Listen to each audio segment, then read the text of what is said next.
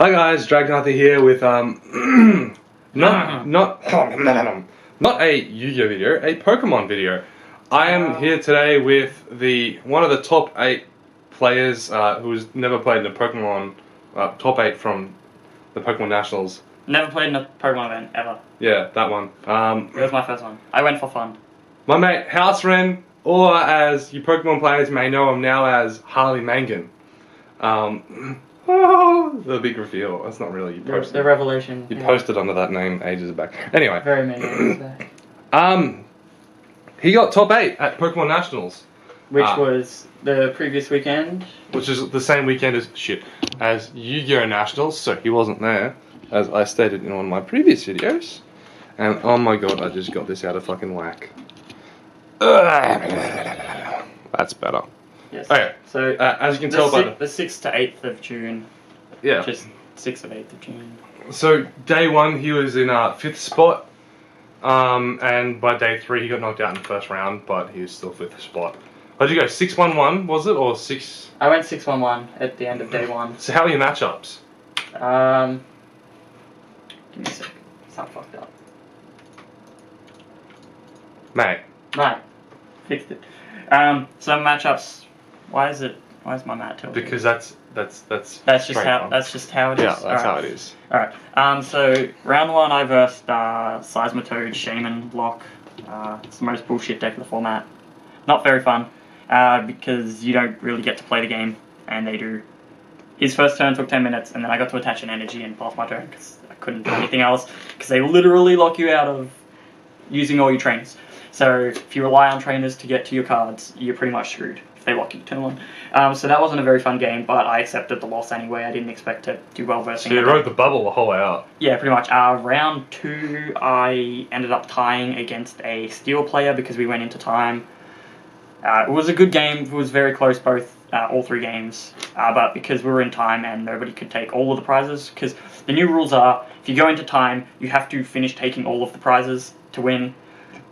Otherwise, it used to be whoever had more, had taken more. So if your opponent's sitting on 5 and you've taken 2, so you're at 4, you would win because you've got... Now it's have to be able to take all of them, is it? Yes, now you have to be able to... So pretty much have to finish them. Whereas it'd be equivalent in Yu-Gi-Oh! Where you have to deal lethal life points. Yeah. Instead of just whoever's Her life is higher. Whoever's life is higher. Which makes more sense because I guess there are ways that you can end up in higher life in Yu-Gi-Oh! And just... You obviously would lose, but you've got high life at one point in time. Yeah. So... Round 2 was alright, but we ended up in a tie. Round 3, I won. I was against a... Shit, who did I play? I played against a... It was a Raichu Shaman deck, I think. Raichu Leafeon Shaman. I ended up beating him just because I could one-shot everything he brought out, and if I got ahead of his resource management, I ended up winning, and that's how it happened both games. Round 4... Wait, was that round? Doesn't matter. Doesn't matter. I think that was round 3. Actually, no, that wouldn't have been round 3. Something like that. I ended up versing 3 other Steel players during the day. Yeah, I've missed an opponent. Ended up versing 3 other Steel players during the day. Each one was fairly easy, just because my deck is resistant to Steel, takes less damage. And last round, I ended up versing... another Raichu deck, but he was using a different tech. That I wouldn't say was as easy as the other one. Opponent was very cocky, and very, very cocky. He's just like, yeah, I know. He thought he was going to win. I had a guy like that on Dev Pro last night, bring out Onshu, blew up my whole fucking front row of BAs, and then I'm like, Traveler. Yeah. I wouldn't say I would have lost, but if he had a resource managed better, he may have won. But in saying that, it probably would have changed what I did throughout the through the duel. But yeah, it just came down to he didn't resource manage properly and ended up with no cards usable. Right. So we get on to the deck profile, I guess. Yeah, get into that. It's almost 5 minutes in. Yes. So I was running Manectric-EX. The online, article says I was running Manectric Suicune for some reason. but I don't have a single Suicune in my deck list. No, you took them out a long time ago. Oh, very long time ago, because that doesn't synergize well. But we'll just get onto the deck, so I don't know how I'm going to do this. Whatever, just put it on there. For Manectric, is this in? Yeah, it's all on screen, the whole matters. For Manectric, 3 Mega Manectric. This is the main attack of the deck and the main engine. If you guys have questions, I can explain what each card does in another video or in the comments. This was my secondary attacker and the reason I decided to run this deck. Well, not reason, but the reason I decided to run this variant. It was not a Kyurem. It is not a Manectric Suicune, it is a Manectric Kyurem deck. Kyurem, yay. He works really well because he attacks for 3 and his retreat is 3. So you can attack, he can't attack the next turn, but then you retreat anyway, and then you get the energy back with the Manectric. That's the whole It's the synergy of the deck that just you cycle between these two between turns. And also, Kyurem, it can easily kill a Suicune or a Sigi. Yeah, he gets over the safeguards that these two can't get over. Not only that, he can poke backbench, but all-round good card. We'll be sad to see him go in September. Then I ran a 1/1 Swirl-X into Slurpuff line, just alternate draw engine. Also, if they knock out any of these, and I have this on my back, I can put it up front and then retreat it later, so I get the added benefit of its ability. And you're using one energy to retreat. Not really painful, because you do have the Mega Manectric to get it all back. Yeah, so I can always just attach an energy onto it if I need to, and then retreat it after it's been promoted, and then get the energy back. So it was a really good choice. I can thank my Pokemon training buddy for that. We decided to cut out some draw cards and add in this, because over the course of a battle it's more, it's more reliable because it's just there, and if your opponent wants to take time to kill it, they can, and then you're just like, well, I'm winning. And the last Pokemon I ran was a tech choice that I decided to do. Black Kyurem. It has the attack Black Ballista, does 200 damage, so pretty much KOs any Mega. And not Mega, it KOs any EX, but any EX. It can KO most Megas that have been seen. Let's put it this way: you have Manectric-EX and Kyurem, which both can hit damage onto the back row. And then I can finish off Megas. You can finish off Megas easily with Black Kyurem because of that. Yeah. But the main reason was just so I could include it, drop it, attach an energy, attach 2 that turn, attach another one next turn, and then KO. So it was a 2-turn setup KO, and if your opponent wanted to take time out to kill it, you could usually just bounce back and win anyway, because all of your resources are reused with Manectric. Yeah. So that's all of the Pokemon. Shiny cards. Supporter lineup. I decided to run 3 Sycamore and 1 Bianca instead of 4 Sycamore, just because on the off chance that I had a few cards in my hand I didn't want to discard, I could just draw a few additional cards to dig deeper. Then I ran 2 Shauna and 2N, as opposed to the standard 4N that most people like to run, just because I like the added benefit of not shuffling my opponent's hand if they've got a bad hand. I don't like running 4N either. There was a couple of times where my opponent had a bad hand, like they were sitting on a couple of cards, and I'm just like, well, I'm not going to end you, I'll just sit on my hand. Because like when you're ahead in Pokemon, you don't want to do something that your opponent can potentially come back from. So even if you can play a card to continue your advancement in the game state, there's not really much point, because you're ahead anyway. You wait until they do something to make a comeback or alter their hand size or something. So that was the choice between this. And I ran Shauna over Professor Birch because it's a reliable 5 instead of a potential 5.5 average draw. Then I ran 1 Colress. Would have ran 2, but I had no room. Though it wasn't really that bad. Yeah, you don't really need Colress. The only reason it's good at the moment is because of Skyfield. Ups the bench size to 8 instead of 5. Yeah. I ran 1 Skylar. This is probably taking up a lot of room. That's fine. Yeah. Put on if you want. Yeah, and 1 Lysander, 1 Teammates. I would have changed the supporter lineup if I could have going into day 2. Second Lysander. I would have taken out Skylar and put in a second Lysander. just because I didn't find myself Skylaring very often. Your deck doesn't need to Skylar. Mine's different, where I want to Skylar into a dimensional Yeah, valley. like, Skylar in itself is good because you can search for another, like, you can search any item, so you can search stadiums, supporters, you can search pretty much anything that wants to get your deck going, but when you get an item lock, it doesn't help. it doesn't help because you can't search an item that's going to get you out of it. You'd be better off, like, Lysandering out something and killing it. So that's the only change I would have made to this going into day 2. If I could have made changes, if I had been a bit more prepared for the event and tested a lot more vigorously rather than just against the same deck. But this is a very much like a casual deck. Yeah, like I built this to have fun with my friend. Those Lysanders are basically mine anyway, so...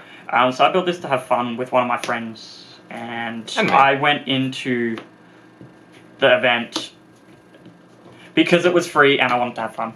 That was literally the deciding factor. I might have went if I wasn't sick. It was either I go to Yu-Gi-Oh! And spend money to get an invite, which I already had, or I play here for fun. Well, you could have got the mat as well. Mat sells for shit tons. No, But then again, you get top 8. Day 1. Day 1 you get the mat. Day 1 you don't get a mat? Yeah.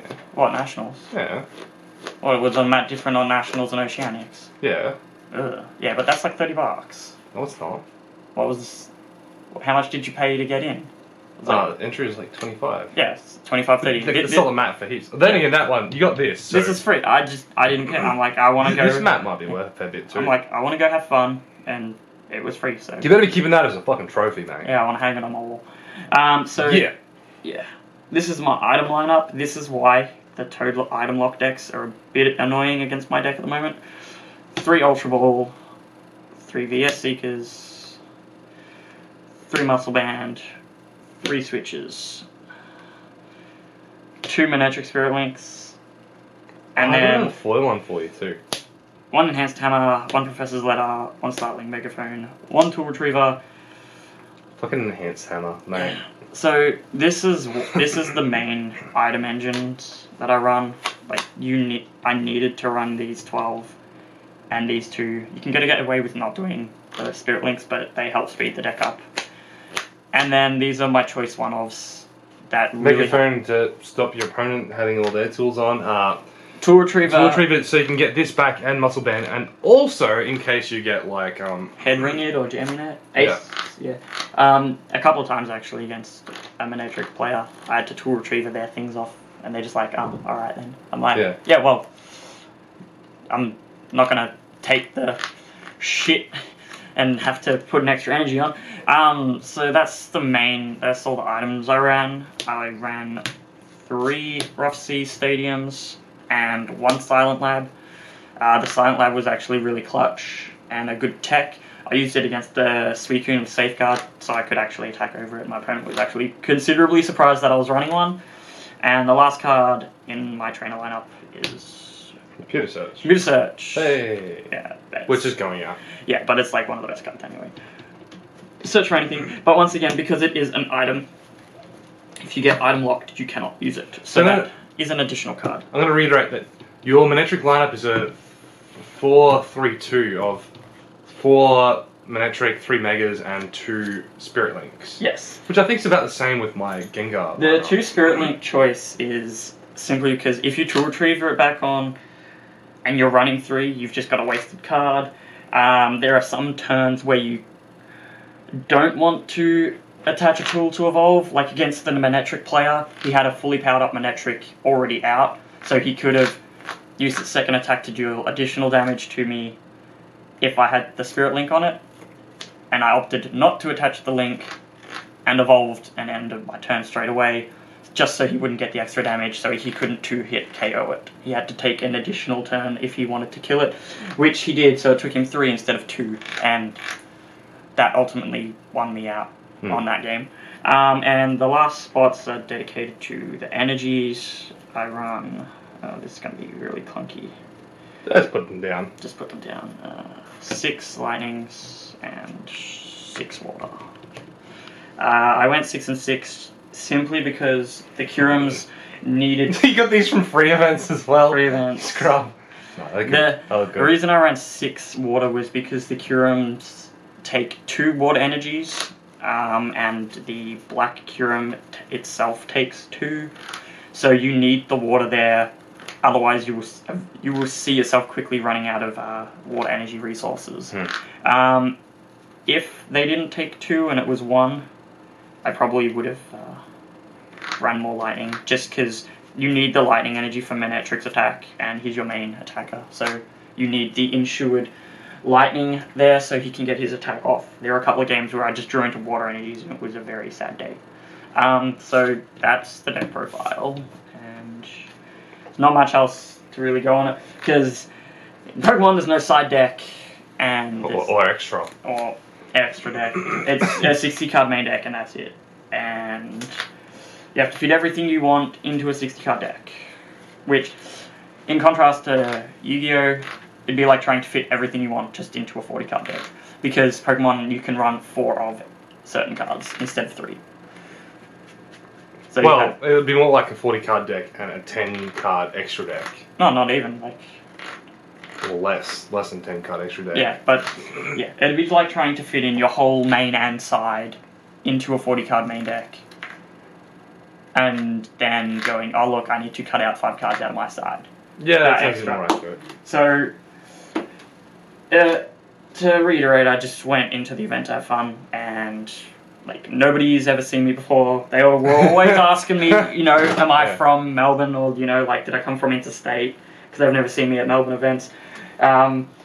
In the top 8 playoffs, my opponent, first question he asked me is, how long have I been playing Pokemon? And I said, how long have I been playing Pokemon, or how long have I been playing Pokemon? And he said, both. And I said, well, I've been playing since I was a kid, since base set was released.